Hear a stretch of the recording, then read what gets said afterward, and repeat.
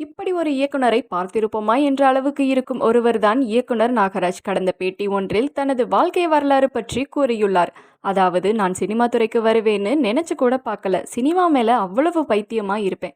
Agathiyan sir கிட்ட தான் நான் முதலில் அசிஸ்டன்ட் டைரக்டரா காதல் கோட்டை என்ற படத்தில் ஒர்க் பண்ணேன். அந்த படத்துல ஃபுல்லா கூட என்னால ஒர்க் பண்ண முடியல.